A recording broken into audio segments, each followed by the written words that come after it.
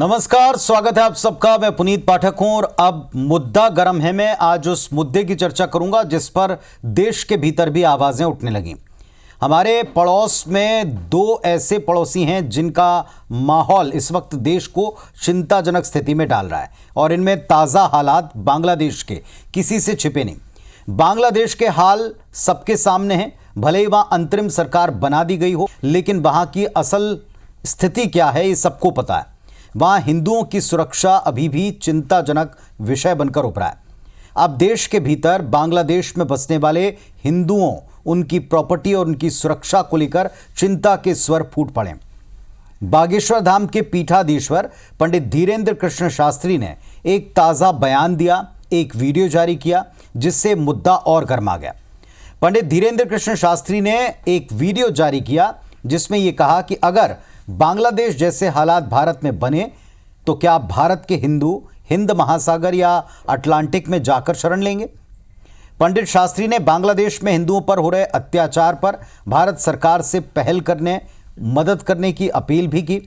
और तीसरा, देश के हिंदुओं को वक्त है, अभी भी जाग जाओ, ये कहकर चेताया भी है। पंडित धीरेन्द्र कृष्ण शास्त्री की चिंता पर बीजेपी ने उत्तर देते हुए कहा कि देश की सरकार, देश का विदेश मंत्रालय, यहाँ के जिम्मेदार पहले से वहाँ के हिंदुओं की सुरक्षा की खबर रखे हैं और खबर न केवल रख रहे हैं बल्कि वहाँ के संबंधितों से, जिम्मेदारों से चर्चा भी कर रहे हैं। तो कांग्रेस तंज कस रही है कि आज पंडित शास्त्री ने कहा है तो बीजेपी उत्तर दे रही, वरना हमारे नेता की चिंता का मखौल उड़ा देगा। देश में लोगों में आक्रोश है, ये कांग्रेस कहती है। देश में प्रधानमंत्री को लोगों के मनोस्थिति को समझना चाहिए, यहां ऐसे हालात ना बने उसकी चिंता करनी चाहिए।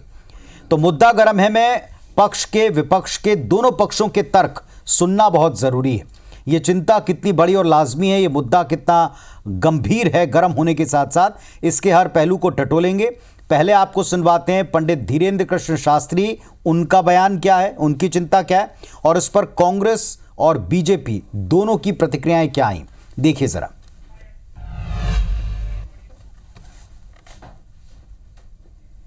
और हम भारतीय हिंदुओं से प्रार्थना करना चाहते हैं कि कल अगर भारत में यही वस्तु स्थिति, यही परिस्थिति निर्मित हुई, आप जाओगे कहां। इसीलिए तो हम कहते हैं हिंदू राष्ट्र चाहिए, सबको अधिकार चाहिए, पर कम से कम एक देश ऐसा हो जो हिंदुओं के लिए हो। हमारे भारत में भी सभी मजहब के लोग रहें, शांति पूर्वक रहें, लेकिन कम से कम दुनिया में रहने वाले अगर कोई हिंदू के ऊपर आफत आए तो वो भारत में अधिकार के साथ जी तो पाए।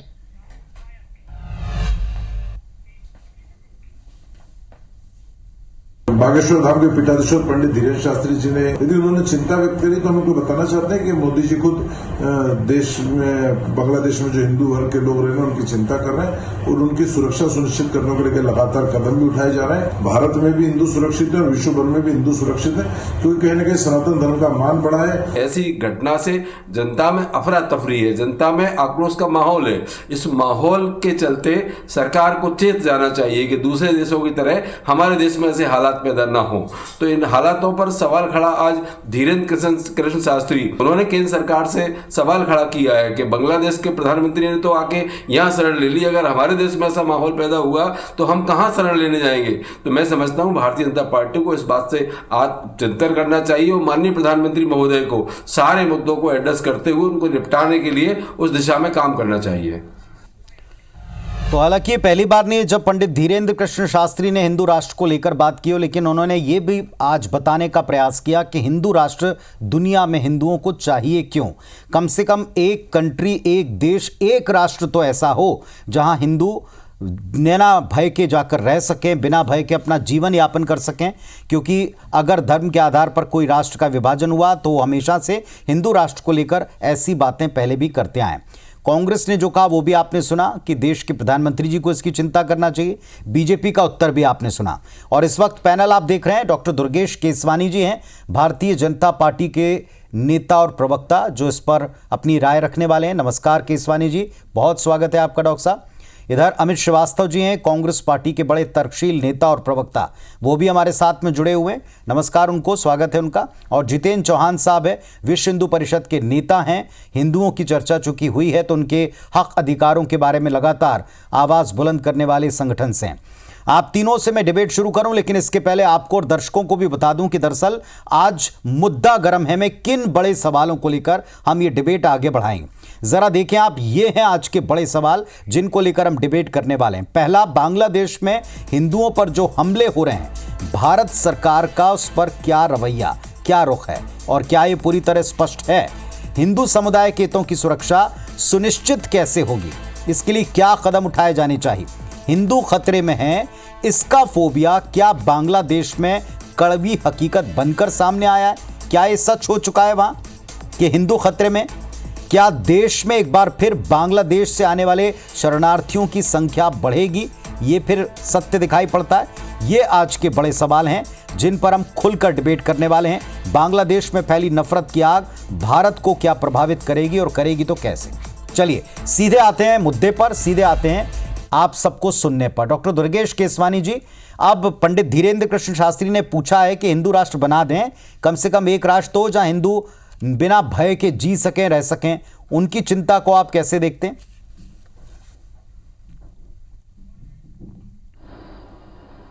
देखिए, देश की चिंता करना हर नागरिक का, हर धर्म गुरु का, हर उस सामाजिक संगठन का, हर उस पार्टी के नेता का निश्चित रूप से बनना चाहिए, क्योंकि हमारा देश 140 करोड़ लोगों का देश है और देश की चिंता सबको करनी चाहिए, भारत की चिंता सबको करनी चाहिए।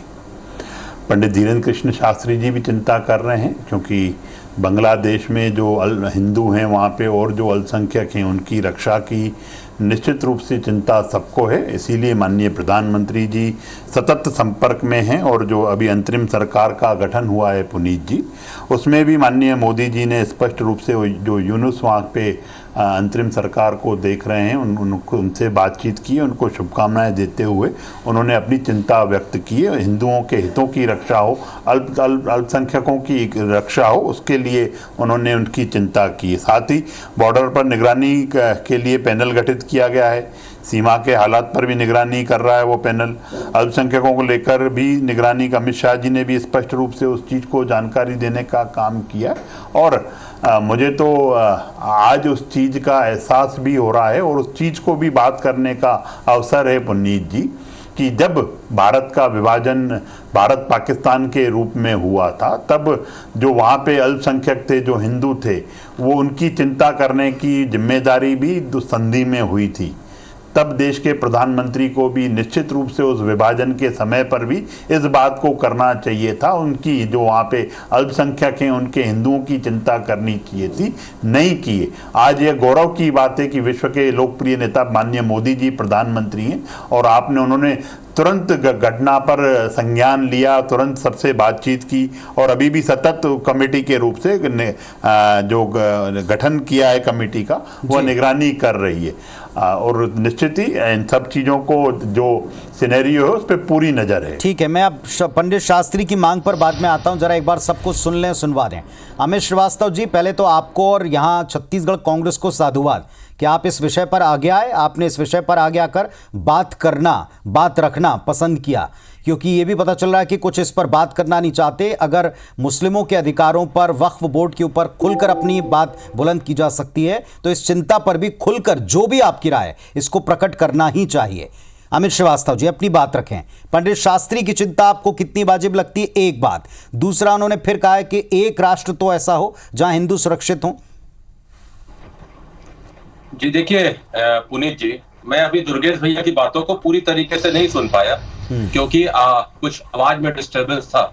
लेकिन मुझे ऐसा लगता है कि हम लोग का एक देश, जिस देश में रहते हैं वहां हम संविधान पे चलते हैं, और मैं अगर जब बात कहूंगा तो मुझे लगता है कि कुछ मेरे साथियों को बुरी भी लग सकती है। बड़े गर्व के साथ कहता हूँ कि मैं एक सनातनी हिंदू हूँ और मुझे अपने हिंदू होने पर गर्व है, और एक कांग्रेसी हूँ और मुझे इस पर भी गर्व है, और ये दोनों गर्व मुझसे कोई छीन नहीं सकता। तो मैं हमेशा अपने डिबेट्स पे कहता हूँ कि जिस प्रकार का एक माहौल बनाने का प्रयास किया जाता है कि हम सनातन हिंदू ही है, तो कहीं भी मुझे गर्व है मेरे हिंदू होने का, मैं इसे दोबारा रिपीट कर रहा हूँ।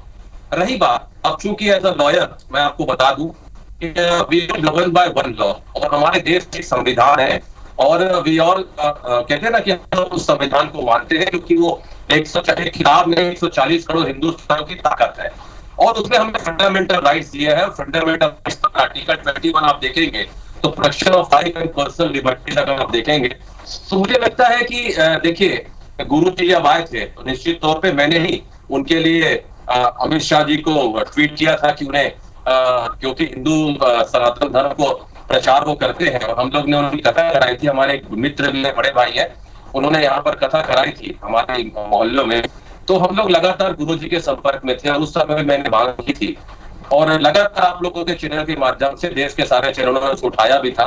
तो मुझे लगता है कि अगर कोई भी हिंदू सनातन धर्म का प्रचार कर रहा है उसमें कहीं गलत नहीं है। और सबसे अहम बात आपने कहा, तो मैं एक चीज और कहना चाहता हूँ कि लगातार अगर इस देश में प्रधानमंत्री जी, राष्ट्रपति जी, मुख्यमंत्री जी, अगर गवर्नर हिंदू है, अगर गवर्नर यहाँ पर सारे हिंदू हैं, और अगर हिंदू खतरे में है, तो मुझे लगता है इससे ज्यादा पीड़ा की और तकलीफ और वेदना की बात कुछ नहीं हो सकती। तो मुझे लगता है कि इस परिप्रेक्ष्य में गुरु जी ने कहा, ये भी एक सोचने और समझने का विषय है। लेकिन मैं फिर आपके माध्यम से कह दूं पुनीत जी कि हम लोग सब अभिव्यक्ति की आजादी इस देश में, मैंने कहा ना, फंडामेंटल राइट्स है, और हर व्यक्ति अपने अधिकार के कारण और बोलने की स्वतंत्रता के कारण वो कुछ भी बोल सकता है। लेकिन मैं फिर कहना चाहूंगा कि जिस परिवेश में आपने बांग्लादेश, आपका कोटेशन चल रहा है सामने आज के सवाल कि बांग्लादेश, तो मैं आपको बता दूं कि जिस प्रकार से जब बांग्लादेश आजाद हुआ उस समय वहां पर हिंदुओं की पॉपुलेशन क्या थी, और आज 7.35 हो गई है। ये चिंता का विषय है, और आपके लोकप्रिय चैनल्स के माध्यम से मैं मांग करूंगा कि वहां पर जो 1.25 करोड़ हिंदू हैं उनकी रक्षा सरकार को करनी चाहिए। बांग्लादेश ठीक है, अब एक सवाल उठता है कि क्या अमित जी जो सरकार कर रही है, जो कहा जा रहा है, पंडित शास्त्री को भी जवाब में यही कहा गया कि हम जो कर रहे हैं वो ऑलरेडी जितना करना था उसको ऑलरेडी करना शुरू हमने कर दिया है, क्या वो पर्याप्त है? उस पर आऊंगा थोड़ी देर बाद। जितेंद्र चौहान साहब को भी सुनवा दूं। जितेंद्र चौहान साहब, दो बातें हैं, एक तो बांग्लादेश में हिंदुओं, उनके मंदिरों, उनकी प्रॉपर्टी, उनकी जान की सुरक्षा, एक दूसरा, क्या देश में ऐसे हालात बन सकते हैं? तीसरा, पंडित शास्त्री कहते हैं कि इसके लिए हिंदू राष्ट्र बहुत जरूरी। तीनों पर अपनी बात रखें। जी, आवाज आ रही बोलिए? जी आ रही है आपकी आवाज। जी, जिस प्रकार का विषय पूज्य शास्त्री जी ने उठाया है वो बहुत महत्वपूर्ण विषय है, और विश्व हिंदू परिषद भी इसको लेकर उठा रही है सब जगह। और चूंकि बात करें बांग्लादेश में जो विषय था, एक मूवमेंट था, स्टूडेंट मूवमेंट से कब जिहादी मूवमेंट में बदल गया, ये प्रश्न उठता है। क्योंकि उनका लड़ाई सत्ता से थी, सत्ता से लोग चले गए, सत्ता उनकी आ गई, लेकिन उसके बाद उनका आंदोलन जिहादियों ने कहां पहुंचा दिया? हिंदुओं के घर पहुंचा दिया, हिंदुओं के व्यवसाय पहुंचा दिया, हिंदुओं को मारना शुरू कर दिया, हिंदुओं को मार के लटकाना शुरू कर दिया। तो इसकी सुरक्षा की बात की जा रही, क्योंकि और इस सब के बाद आज 4 से 5 दिन हो गए, किसी भी विपक्षी नेता का, किसी भी फासिस्ट का, जो फिलीपींस के लिए रो रहे थे, फिलीपींस के लिए रो रहे थे, फिलीपींस के लिए मोमबत्ती जला रहे थे, किसी ने कोई एक मुंह से एक आवाज निकली कि ये जिहादी लोग क्या कर रहे हैं, क्यों हिंदुओं को टारगेट कर रहे हैं, इनको सत्ता चाहिए थी, इनको वहां पे परिवर्तन करना था, वो सब कर लिया, लेकिन हिंदू को टारगेट क्यों कर रहे हैं? हिंदू घर के अंदर, क्योंकि उनका कहीं ना कहीं मानसिकता वही है, जिहादी मानसिकता। और सबसे बड़ा प्रश्न यही उठता है, संत को आज बोलना पड़ा, हमारे देश में रहने वाले बुद्धिजीवी, पढ़े लिखे, जो फिलीपींस के लिए रो रहे थे इजराइल और उसके मैटर पर, वो आज कहां हैं? कोई कुछ नहीं बोल रहा। आप हिंदू, क्योंकि उन्हें वोट बैंक नहीं मिलेगा ना। अगर यही विषय मुस्लिम का होता तो पूरा आज हर कोई रो रहा होता, हर कोई चिल्ला रहा होता, वो संसद नहीं चलने देते। लेकिन अभी प्रश्न वो उठ रहा है। और दूसरी बात करते हैं कि आप दोनों पर अपनी बात रखें। जितेंद्र चौहान साहब, एक तो सरकार ने कहा कि हमने जो स्टेप्स लेने थे हमने ले लिए। यहां भी आपने डॉक्टर केसवानी को सुना, उन्होंने कहा हम ऑलरेडी वो काम कर रहे हैं, इसके बाद भी संत की चिंता। एक दूसरा, विपक्ष को जो आपने कहा उस पर मैंने शुरुआत में ही कहा कि कम से कम श्रीवास्तव जी ने आकर बात करना तो स्वीकार किया, वरना एक विंग ऐसी है, मैं नाम नहीं लूंगा, जिन्होंने मना ही कर दिया कि हम आएंगे नहीं, इस विषय पर चर्चा ही नहीं करेंगे। क्यों नहीं करेंगे ये बात समझ से परे, लेकिन उनके ऊपर भी आपने एक सवाल पूछा तो दूसरा हिस्सा उसको भी आंसर जरूर करें। क्या जो हो रहा है देश में या जो प्रयास होने चाहिए वो पर्याप्त हैं? क्या बांग्लादेश से अब यहां लाकर हिंदू सुरक्षित किए जाएं, इस तरीके के कुछ लोगों की जो राय आ रही है, इस पर भी आप कोई बात रखेंगे?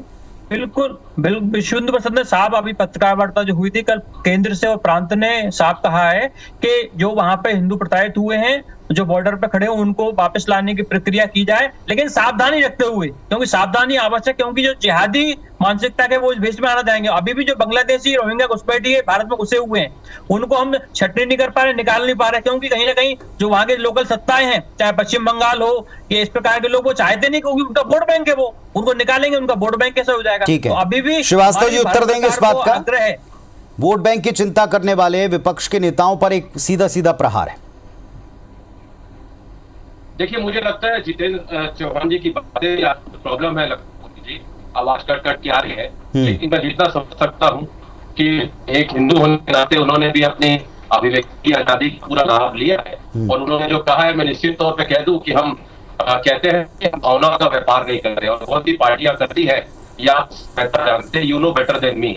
और हम धर्म का ना तो हम मैंने कहा भावना का व्यापार नहीं करते, और धर्म की ना ठेके नहीं किसी करने का कोई अधिकार भी मुझे लगता है कि हमारे संविधान में नहीं है। लेकिन मैं फिर आपके माध्यम से कहना चाहता हूँ, बात जब किसी मानवता की आएगी, बात जब किसी देश की आएगी, और अगर हमारा हिंदू भाई वहां पर अगर उसके साथ सरकार को जो रिलीफ देना चाहिए नहीं करेगी, तो मुझे नहीं पता कौन आवाज उठाएगा कि नहीं उठाएगा, लेकिन कांग्रेस जरूर उस आवाज को उठाएगी। और ठीक बात है, लेकिन एक सवाल ये जरूर उठा है कि जब एक वर्ग के अधिकारों के, सिर्फ वक्फ बोर्ड के अधिकारों की बात चल रही थी, 24 घंटे हुए हैं, किसके क्या स्टेटमेंट्स हैं मैं दोहराऊंगा नहीं, आपको भी पता है, आप अवेयर हैं, किसके कितने सारे स्टेटमेंट्स हैं वो आप देख लें, और पिछले 4 दिनों से जो हो रहा है इस पर कितने स्टेटमेंट्स आए उसको भी आप देख लें। फिलहाल डॉक्टर केसवानी, क्या आपको लगता है जो कदम उठाए जा रहे हैं पर्याप्त हैं? फिर संत को ऐसी चिंता क्यों करनी पड़ रही है? एक हिस्सा जो छोड़ दिया आपने या छूट गया, कि क्या हिंदू राष्ट्र इसके लिए बहुत जरूरी है?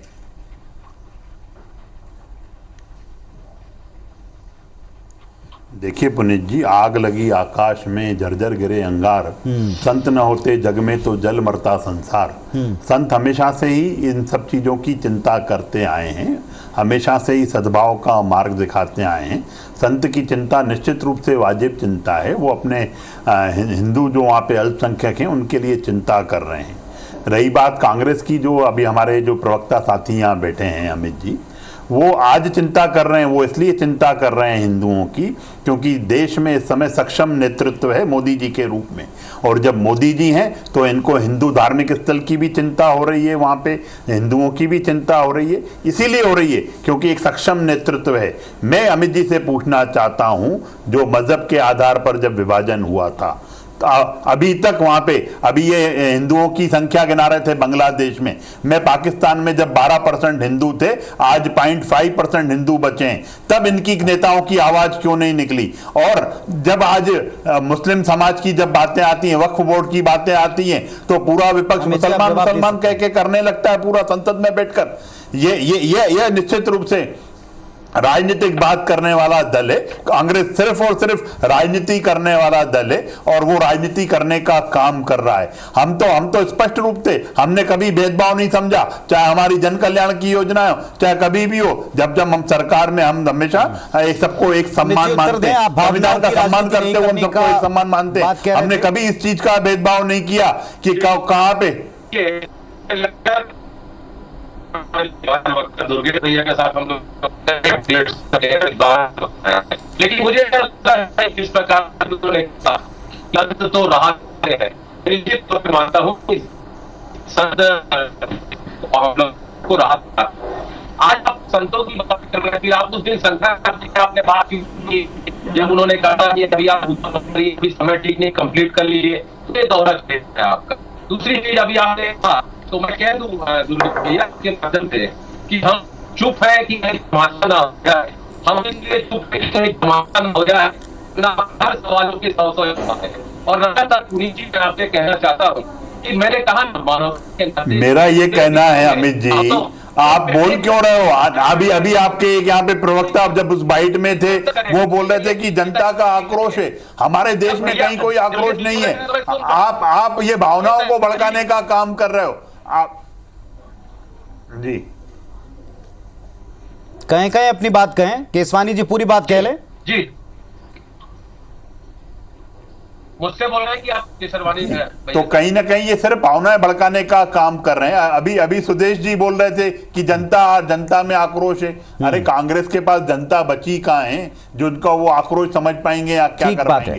कांग्रेस अगर तो एक सवाल है, मुक्त हो गया आप चूंकि क्योंकि कम्युनिकेशन आप बड़ा थोड़ा सा वीक है एक साइड से। अमित श्रीवास्तव जी, अगर कांग्रेस पार्टी ये मानती है कि जनता में देश के अंदर आक्रोश है, तो फिर इस मुद्दे से कन्नी क्यों काट रही कांग्रेस? क्यों इस पर खुलकर बात नहीं करती जैसे वक्त पर करती है? नहीं, बिल्कुल खुद से कांग्रेस से बात नहीं किया। कांग्रेस के सारे लीडर बांग्लादेश के इश्यूज पे बात कर रहे हैं, हिंदू की सुरक्षा पे बात कर रहे हैं, और हम तो वासुदेव कुटुंबकम को मारने वाले लोग हैं साहब। और इस 75 अमृत काल में आज इस देश की जिस प्रकार से संरचना हुई है, जिस प्रकार देश में विश्व में लोग मानते हैं, और आज आप कह रहे थे सशक्त नेतृत्व है, तो क्या पहले सशक्त नेतृत्व नहीं था?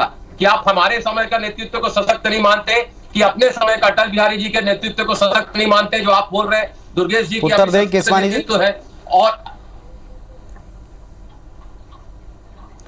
देखिए, कांग्रेस का नेतृत्व अगर सशक्त होता पूर्व में तो वो पाकिस्तान के विषय पर भी ऐसे ही संज्ञान लेता। वहां पर भी हिंदू भाई थे, पर आपकी प्रायोरिटी समय समय पर बदलती रहती है। आप हमेशा हर चीज को राजनीतिक चश्मे से देखते हैं। वक्त के बारे में आप बिल्कुल मुखर होकर बात करेंगे क्योंकि आप उस विशेष उसी दल के लिए राजनीति करने का काम करते हो, टुकड़ा टुकड़ा गैंग के लिए राजनीति करने का काम करते हो, इसलिए आप ये आवाज उनके लिए उठाते रहते हो। आप कभी हिंदुओं के पक्ष में बात करने वाले लोगों में से नहीं रहे। आज भी जब हिंदुओं के पक्ष की बात हुई तो पुनीत जी ने बताया कि भटकते हुए आप इधर उधर की बातें करते रहे, आपके नेता भगते रहे उस चीज से बात करने के लिए। अरे मुखर होकर बोलिए, अभी सशक्त नेतृत्व है देश में, हर बात सुनी जाएगी। माननीय मोदी जी के रूप में हम लोग केसवानी जी और श्रीवास्तव जी दोनों को रोकता हूं। जितेंद्र चौहान साहब, वो भी इसलिए कर रहे हैं। जितेंद्र चौहान साहब, आपको लगता है सरकार के कदम पर्याप्त हैं? क्या देश में आक्रोश है या नहीं है?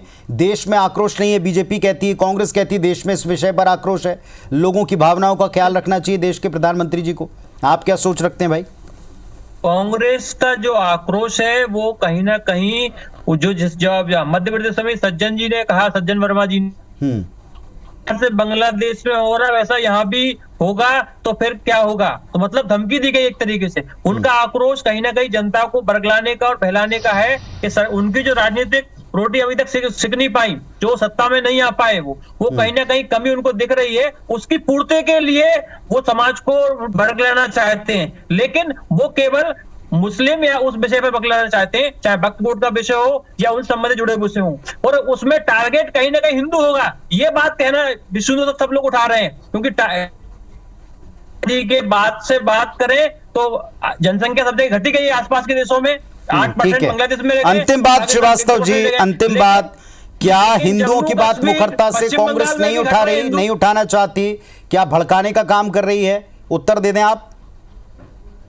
बिल्कुल नहीं, मैंने तो कहा ना, मैं तो खुद एक हिंदू और मैं पक्ष रखा हूँ। इससे बड़ी बात क्या होगी? आप कैसे कह सकते हैं कि कांग्रेस पक्ष नहीं उठाती? मैंने तो कहा मुझे गर्व है हिंदू होने का, और एक बार नहीं मैं चौथी बार कह रहा हूँ।